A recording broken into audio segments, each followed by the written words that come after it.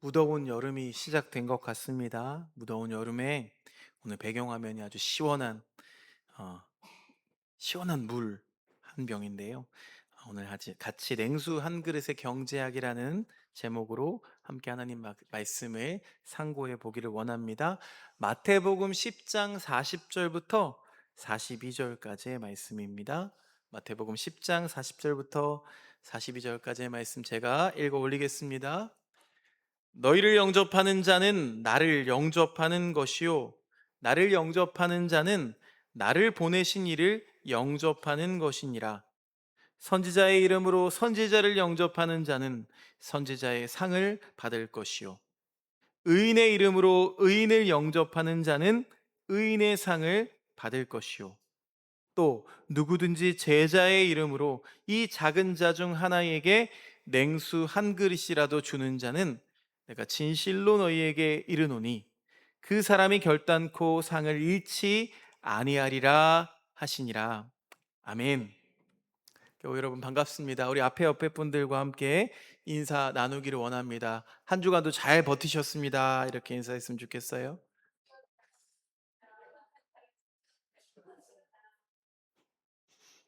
일주일 동안 비도 참 많이 내리고요. 그쵸? 비가 지나가고 나니까 또 이제 더위가 제대로 시작이 됐습니다.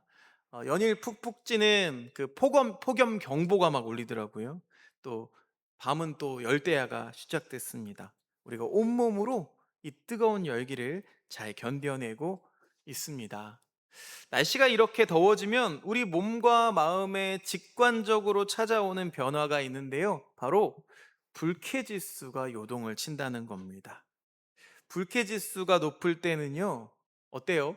평소 같으면은 그냥 웃어 넘길 수 있는 작은 자극이나 아니면 상대방의 사소한 말투, 어, 평상시엔 괜찮은데 그 말투도 마음에 안 들고 쉽게 짜증이 나고 타인을 용납할 마음의 여유가 서서히 바닥을 드러내기 시작하죠. 그러면서 내 안에 깃들어 있는 방어 기제 또한 극도로 예민해지는 시기가 바로 이 시기입니다.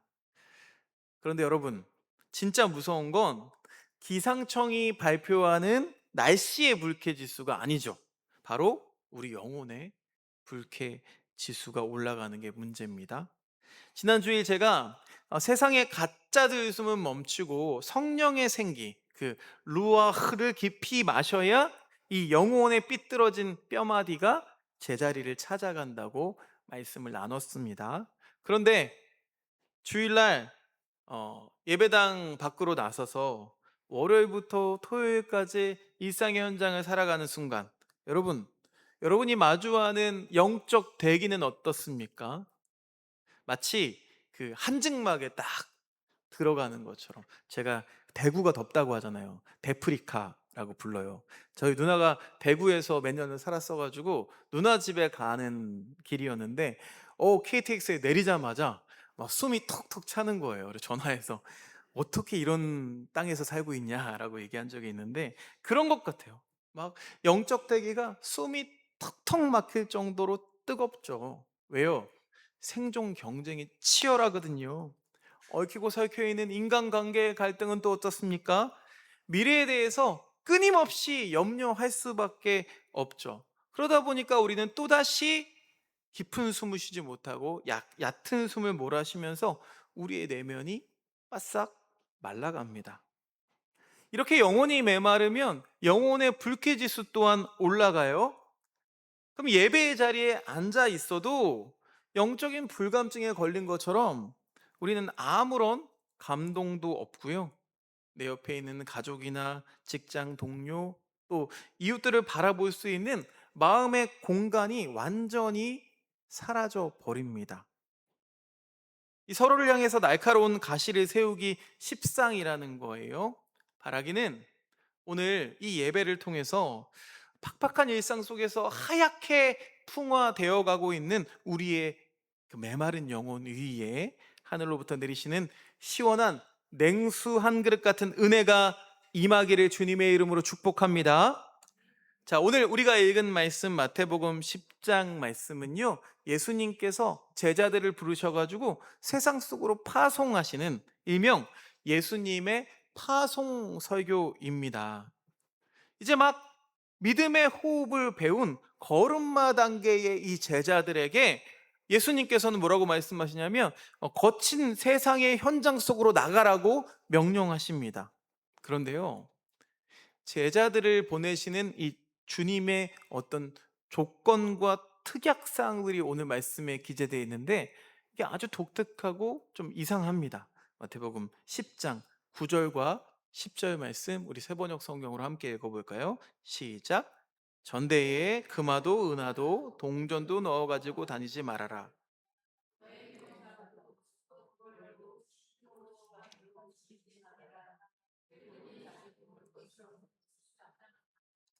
뭐라고 말씀하세요?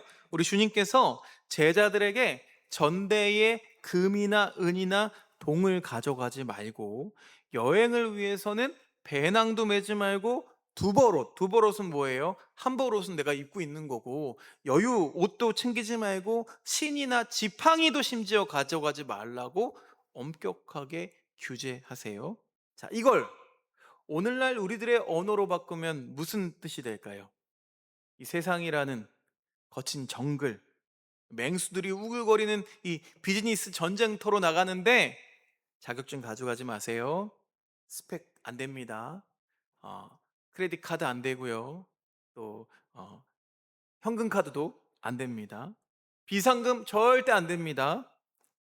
생존할 수 있는 치트키들은 전부 챙기지 말고 맨몸으로 가라는 말씀이에요. 심지어 뭐라고요? 지팡이마저 빼앗으십니다. 지팡이 용도가 뭡니까, 여러분? 등산 많이 해보신 분들은 아시죠? 저희 아내가 등산을 옛날에 좋아했어가지고 그 지팡이가 아직도 제 차에 있어요. 지팡이 가지고 오르면 좀 편합니다. 또 우리가 지금 살아가고 있는 세상은 뭐 산책로, 뭐 올레길 이런 게 되게 많아요. 그런데 옛날 시대는 어때요? 여기서 저기를 가려면 이 험한 산골짜 골짜기를 지나야 되는데 지팡이가 없으면 의지할 수 있는 최소한의 보조 장치마저도 다 두고 가라는 거예요. 또 지팡이가 어떤 용도를 할까요? 지팡이를 가지고 있으면 길에서 들개나 어떤 맹수를 만났을 때 자기를 보호할 수 있는 최소한의 무기도 될 수 있거든요. 근데 그것도 가져가지 말래요. 여러분 이거 어떻습니까? 솔직히 리더로서 예수님을 리더로서 보시면 유능한 리더입니까? 대책 없어 보이지 않으시나요? 상식적인 리더라면 우리가 알고 있는 상식적인 리더라면 자고로 좀 든든하게 채워줘야 될 것 같아요. 야, 너희가 세상으로 나가려면 재정도 좀 빵빵해야 되고 백업할 좀 무기도 있어야지 이 세상에 나가서 기죽지 않고 떵떵거리면서 주님의 일을 할 수 있지 않겠니? 하면서 이렇게 서포트해야 맞지 않을까요? 그런데도 주님은 철저하게 결핍의 상태로 완벽한 빈손으로 제자들을 떠미십니다. 자본주의를 살아가고 있는 우리들의 이성으로는요, 이 말씀이 도저히 납득하기 힘든 아주 지독하게 비효율적이고 위험천만한 명령이에요. 그럼 주님은 왜 이렇게 무방비 상태로 제자들의 세상에 던지시는 걸까요? 바로 여기에 하나님 나라의 엄청난 반전이 숨어 있습니다. 사랑하는 여러분, 우리가 살아가는 이 세상은 우리에게 아주 촘촘하고 또 아주 완강한 문법으로 가스라이팅을 합니다. 뭐라고 하냐면요. 남에게 아쉬운 소리 하지 마. 여러분 자녀한테 이런 얘기 하신 적 있으세요? 없으세요? 남한테 고개 숙이거나 신세지지 않아도 될 만큼 내 능력과 네 소유를 키워. 또 뭐예요? 도움을 받는 인생은 도태된 인생처럼 취급하고요. 패배한 인생처럼 취급합니다. 열심히 성공하고 자원을 축적해서 남에게 베풀고 환대를 제공할 수 있는 지위를 가지라고 우리를 가스라이팅 한다고요. 여러분, 뭐예요? 남에게 베풀고 환대를 제공하는 건 누가 하는 거예요? 주최자가 하는 거죠. 호스트가 할 수 있는 겁니다. 이 호스트의 지위를 가져야지만 독립적이고 복받은 인생이라고 세상은 우리에게 이렇게 가스라이팅 한다는 거예요. 그러다 보니까 우리는 이 세상의 능력주의에 우리 영혼까지 길들여져 있습니다. 그래서 누군가의 도움을 받아야만 생존할 수 있는 처지는 마치 부정당하고 또 수치스러운 것쯤으로 여기게 되는 거죠. 그러니 우리가 어떻게 살아요? 타인에게 의존할 필요가 없는 완벽한 성을 쌓기 위해서 온 힘을 쥐어짜면서 아등바등 살아가고 있는 겁니다. 이 논리가 슬그머니 우리 신앙생활 안에도 스며들어서 마치 그게 선한 것인 양 위장까지 합니다.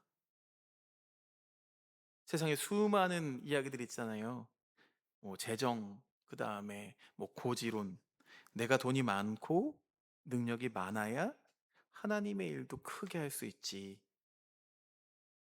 나중에 사람들에게 멋지게 대접하면서 더 큰 영향력을 끼쳐라 라고 하면서 이 돈과 자원이라는 치트키 위에다가 아주 위태로운 영적 안정감을 쌓아 올리게 만든다고요.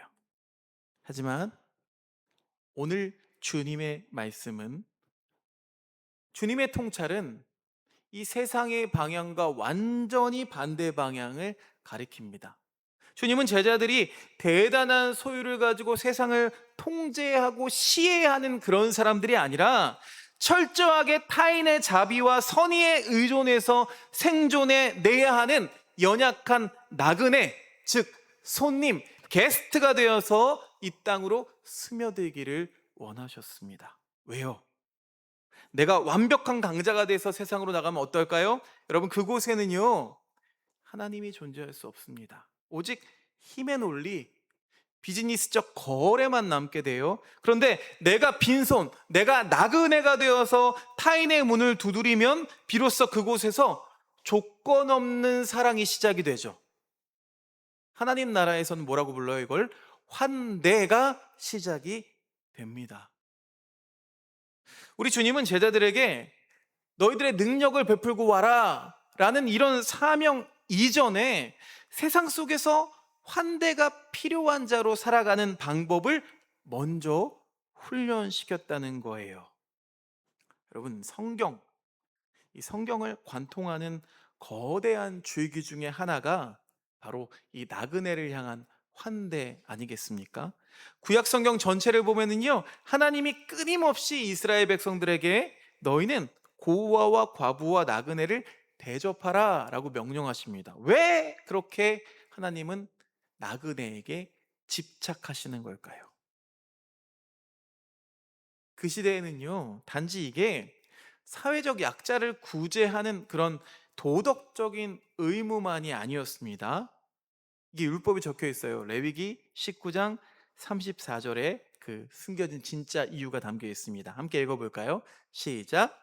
너희와 함께 사는 그 외국인 나그네를 너희의 본토인처럼 여기고.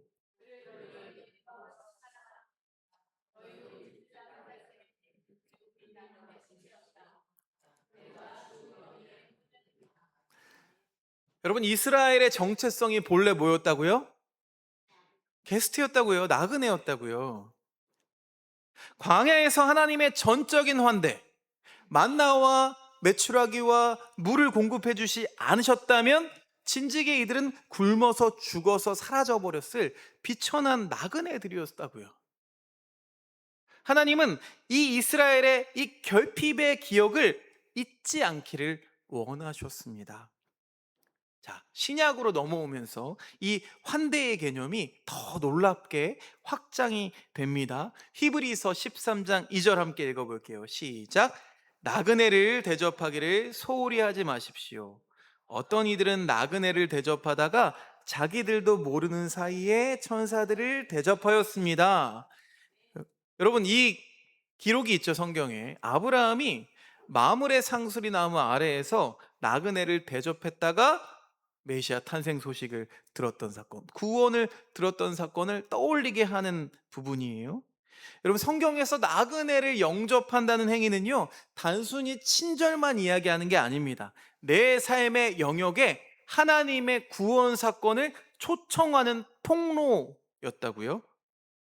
그래서 예수님이 이 제자들을 빈손의 나그네로 세상 가운데로 보내신 건 그들을 영접하는 가정마다 아브라함이 누렸던 그 놀라운 구원의 축복을 경험하게 하려는 아주 정교한 영적인 설계가 담겨 있었음을 여러분 기억하시기를 바랍니다.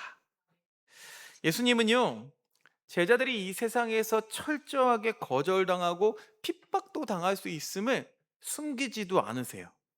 하지만 동시에 이 빈손의 나그네들을 기쁘게 맞아들이고 영접하는 이들도 분명히 존재할 거라고 말씀하십니다. 그러면서 이 파송설교의 마침표로 이 말씀을 선언하시죠. 오늘 읽었던 말씀 42절 말씀 세번역 성경으로 다시 한번 읽어보겠습니다. 시작. 내가 진정으로 너희에게 말한다.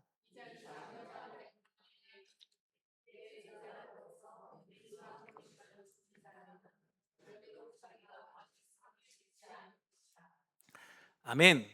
여러분, 냉수 한 그릇 많이 들어보셨죠? 이 낯익은 소재 속에 하나님 나라가 담겨 있어요. 하나님 나라의 경제관념이 여기에 담겨 있습니다. 여러분, 만약에 여러분의 가정에, 여러분이 계신 곳에 아주 중요한 손님, 말 그대로 VIP를 대접해야 한다면 냉수 한 그릇 달랑 내놓으실 수 있겠습니까? 심지어 여러분, 제가 여러분 가정에 가면 냉수 한 그릇만 주시겠어요? 그렇게 대접했다가는 우리가 뭐라고 얘기해요? 푸대접 받았다 라고 이야기하죠. 그런 분들을 좀 모시려면 상다리가 휘어지도록 어떤 화려한 뷔페, 뭐 코스 요리, 뭐 아니면 뭐 오마카세 이런 거를 좀 준비해야 될 것 같아요. 그런데 나그네, 땡볕 아래에서 먼지를 뒤집어 쓴 채로 계속 걷고 있는 그 나그네를 생각해 보세요. 사방에서 이미 다 거절당해서 목이 타들어가고 있는, 영혼까지 바싹 말라버린 그 지극히 작은 자에게는 지금 뭐가 필요하죠? 수백만 원짜리 산의 진미가 아니죠. 당장 갈라진 이 목구멍을 타고 내려갈 시원한 냉수 한 그릇이면 충분합니다. 어쩌면 냉수 한 그릇이야말로 그들에게는 목숨을 살리는 최고의 환대가 된다는 거예요. 하나님 나라의 전부가 됩니다. 헬라어 원어로 환대를 뜻하는 단어가 필록세니아인데, 필록세니아, 이는 낯선 이를 향한 사랑, 필리오라고 부르죠. 여러분, 하나님 나라는요, 뭐 대단한 것들로 쌓아가는 게 하나님 나라가 아닙니다. 뭐예요? 전적인 결핍 속에서 낯선 사람이 건네는 이 냉수 한 그릇을 바탕으로 서로가 연결되는 이 환대의 법칙으로 이루어진 나라가 하나님 나라인 줄로 믿습니다. 오늘 말씀을 묵상하는데요, 시 한 구절이 생각이 났어요. 정연복 시인의 물 한 잔이라는 시입니다. 때로는 설교보다 이 시 한 구절이 가슴에 남을 때가 있죠. 그 담담한 고백이 우리의 심령을 파고들 때가 많이 있어요. 그래서 우리 같이 한 목소리로 오늘 시를 함께 읽어보겠습니다. 시작.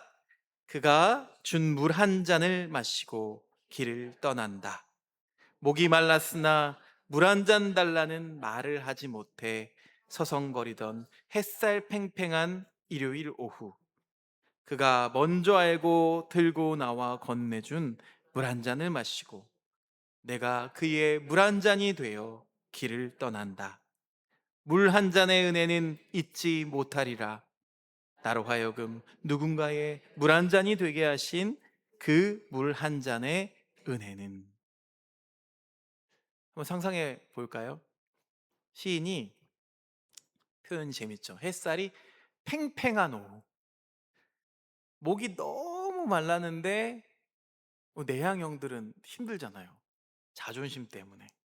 혹은 저 사람한테 미안해서 불편을 끼칠까 봐 이 물 한 잔 달라는 말을 하지 못하고 서성거리고 있는 거예요. 그런데 그때 누군가가 그 갈증을 먼저 알아채고 물 한 잔을 들고 나와서 건네주는 거죠.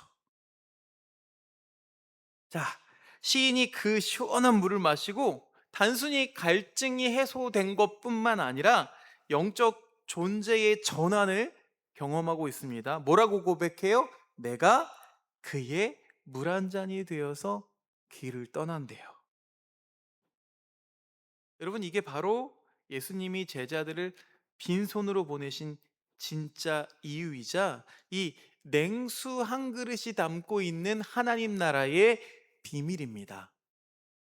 내가 결핍된 나그네가 되어서 누군가에게 냉수 한 그릇을 대접받으면요, 나는 그 환대의 고마움을 아는 자가 되죠.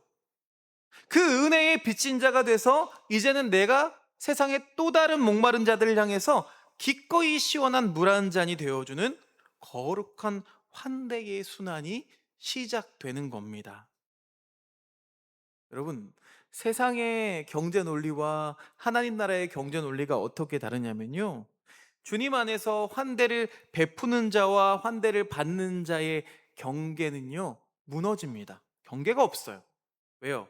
냉수를 주는 자도 냉수를 받는 자도 이 서로를 통해서 이 임마누엘의 하나님을 경험하게 되거든요. 그게 뭡니까? 그게 바로 구원 사건 아니겠습니까?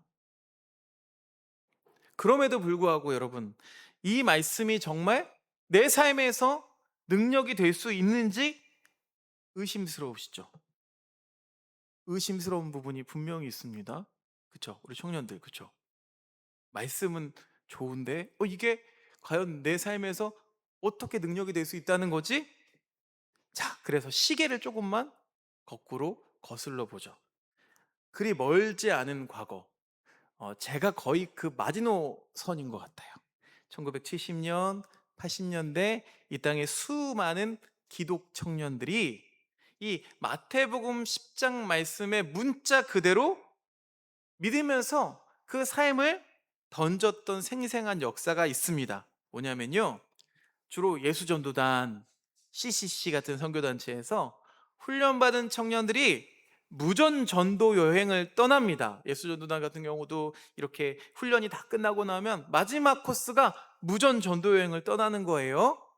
말 그대로 당시 청년들이 주머니에 단돈 10원 하나도 챙기지 않고 차비도 없고 그냥 성경책 한 권만 들고 사형리 하나만 들고 낯선 시골 마을로 파송되는 겁니다. 자, 오늘 말씀 그대로 지팡이와 전대를 버리고 떠나는 아주 무모한 여행이죠. 처음엔 어떨까요? 막막합니다. 버스비가 없으니까 몇 시간을 걷고요. 날이 저물어 가는데 잠잘 곳이 없으니까 동네 어귀를 좀 서성거려 봅니다. 배도 고프고 목도 마른데, 또 내향적 인간들은 또 자존심 때문에 밥 한 끼 달라는 말도 못하고 이제 교회 종탑이 보이면 교회로 가는 거죠. 믿을 만한 건 교회밖에 없어서 거기 가서 기도하는 거예요. 주님, 주님이 가라고 해서 왔는데 왜 이렇게 힘듭니까? 자, 그런데 그 한계의 지점에서 기적이 일어나죠. 이 땡볕 아래 서성거리는 청년들을 바라보면서 이름 모를 시골 교회의 권사님 혹은 밭을 갈던 동네 어르신이 이 청년들을 불러 세웁니다. 이 더운 날에 어딜 그렇게 걸어가?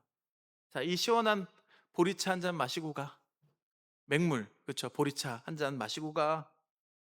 그 낯선 어르신이 건넨 그 시원한 물 한 잔을 마실 때 이 청년들은 어떤 걸 경험해요? 평생 잊지 못할 맛있는 냉수 한 그릇을 경험하게 되죠. 그때 어떻게 느껴요? 내가 가지고 있는 게 나를 살리는 게 아니구나.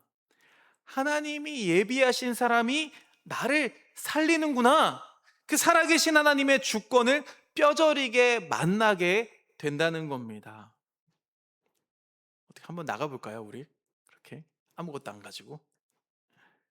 그 물 한 잔을 얻어먹은 청년들이 그럼 또 그냥 갈까요? 아니죠.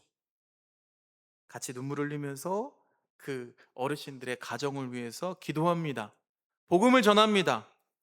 평생 완강하게 닫혀있던 그 시골 마을 어르신들의 마음의 문이 열리고 예수님을 영접하는 구원의 역사가 곳곳에서 일어났다고요. 어떻게 가능했을까요? 빈손으로 떠났기 때문에, 나그네였기 때문에 그들이 온전히 그 하나님의 환대만을 통로로 삼아서 이 한 시대를 부흥으로 일깨울 수 있었음을 여러분 기억하시기 바랍니다. 손 목사님 기억 많이 나시죠? 그렇죠? 말씀을 맺겠습니다. 사랑하는 교우 여러분, 오늘 우리는 예수님께서 제자들에게 주신 이 냉수 한 그릇에 담겨 있는 하나님 나라의 비밀을 함께 나누었습니다. 그런데 이 설교를 들으면서도 마음 한켠에 좀 불안감이 있지는 않으십니까? 네, 주님, 저도 그러고 싶은데, 이 말씀처럼 살고 싶은데, 그런데 내 손에 쥔 게 너무 없습니다. 세상은 능력, 스펙, 이런 거 요구하는데, 내 빈손은 마치 실패처럼 보입니다. 이런 분들이 있을지도 모르겠어요. 그러나 여러분, 오늘 주님은 제자들에게 모든 치트키들은 다 버리고 빈손으로 떠나라고 명령하셨다고요. 그런데 여러분, 제자들이 빈손으로 떠났기 때문에 실패했나요? 아니요. 결코 그렇지 않죠. 오히려 그 빈손이 있었기 때문에 하나님의 공급을 맛볼 수 있었다고요. 내 손에 쥐어진 게 너무 많으면 우리는요, 하나님의 도움을 구하기보다는 내 주머니 속에 무언가를 더 의지하게 됩니다. 내 인생의 계획표가 너무 빽빽하게 차 있으면 하나님이 들어오실 자리가 존재하지 않는 거예요. 오늘 주님이 제자들을 빈손으로 보내신 진짜 이유는, 얘야, 네 손이 비어 있어야 내 은혜를 꽉 채울 수 있지 않겠니? 이걸 가르쳐 주기 위함이었습니다. 그러니 빈손은 결핍이 아닙니다. 빈손은 하나님이 당신의 은혜를 쏟아 부으실 가장 넓고 깊은 그릇이 됨을 여러분 믿으시기를 바랍니다. 세상은요, 가진 자가 힘이 있다고 말해요. 그러나 하나님 나라는 빈손인 사람이 가장 강력합니다. 왜냐? 빈손인 사람은 하나님이라는 우주를 자신의 삶에 가득 담을 수 있기 때문이에요. 여러분, 일상에서 무언가가 부족하다고 느끼십니까? 내 통장 잔고가 부족합니다. 하나님, 내 능력이 부족합니다. 내 인격의 소양이 부족합니다. 그래서 혹시 서성거리고 계시지는 않으십니까? 자, 바로 그 지점이 여러분 인생에 하나님이 임재하실 가장 완벽한 자리입니다. 그러니 빈손이어도 괜찮습니다. 빈손이기 때문에 당신은 주님의 은혜를 담을 자격이 있습니다. 예수님을 보실까요? 예수님을 보면 예수님은요, 이 땅에 오실 때부터 빈손이셨어요. 마구간에서 태어나셨고 머리 둘 곳조차 없으셨고 십자가 위에서는 옷 한 벌도 남기지 않고 다 빼앗겼죠.